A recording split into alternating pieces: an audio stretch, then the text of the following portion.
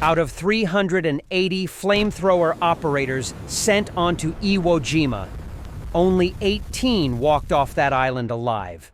Their life expectancy on the battlefield was not measured in days or hours or even minutes. It was 4 minutes. They were called the Marines' most effective weapon and their most terrible burden. This is the story of men who carried fire on their backs. Iwo Jima was tiny, 8 square miles of volcanic rock.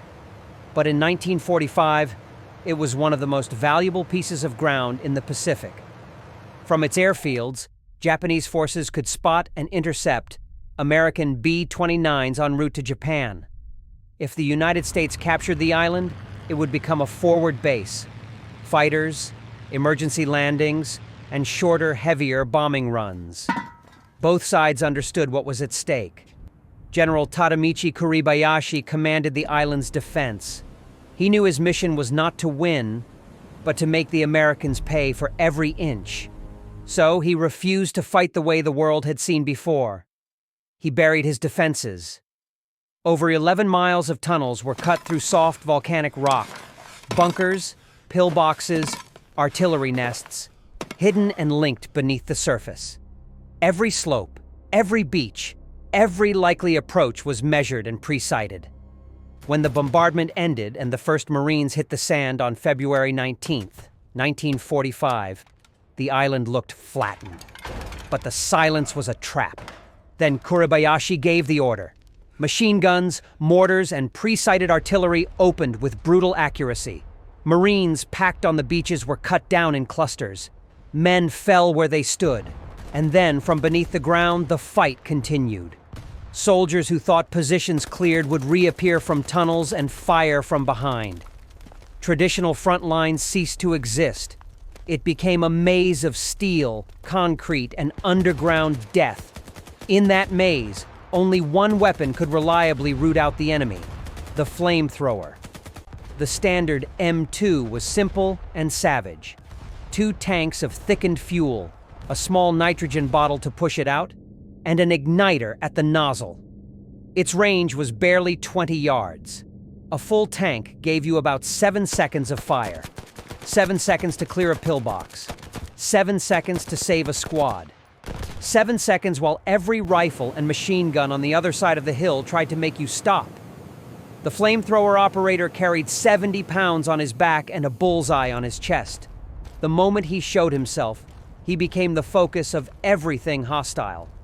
Squads laid down covering fire, but the operator had to crawl through black volcanic ash under crossfire and get close enough to force the enemy out, or to burn them where they hid.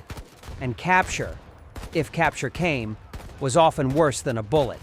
Because of what these weapons did, flamethrower crews were not treated like ordinary prisoners.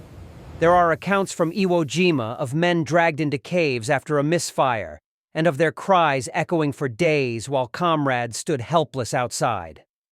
For survivors, the horror was permanent. The sound, the heat, the smell, images that never left. Marines learned to use wet bursts, soaking a bunker with fuel before igniting it to ensure no one could crawl back. In a confined space, a flame could spike temperatures to 2,000 degrees and consume every scrap of oxygen. It was efficient. It was devastating. It was appalling. The cost was plain to see. Casualty rates among flamethrower teams skyrocketed. Command needed a way to bring the same destructive power forward, without sending men out to die in minutes. The answer came in steel.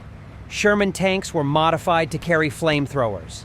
Hidden in plain sight, armored and mobile, carrying hundreds of gallons of thickened fuel and able to project flames nearly 100 yards. From the outside, they looked like any other Sherman. When they opened up, they did what man-carried flamethrowers could not. They burned bunkers shut from a distance. They denied tunnels and caves, and they changed the math of the battlefield. Still, the tanks carried their own terror. Hundreds of gallons of fuel inside an armored box made crews uneasy. Every burst of enemy fire risked turning the tank into an inferno. Yet in the end, those flame tanks proved decisive. They helped break the underground fortress inch by bloody inch. On Iwo Jima, the flamethrower was both hero and horror. It cleared bunkers that no other weapon could reach.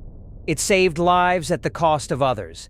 It left men who carried it with scars no one could see and memories no one should have to own.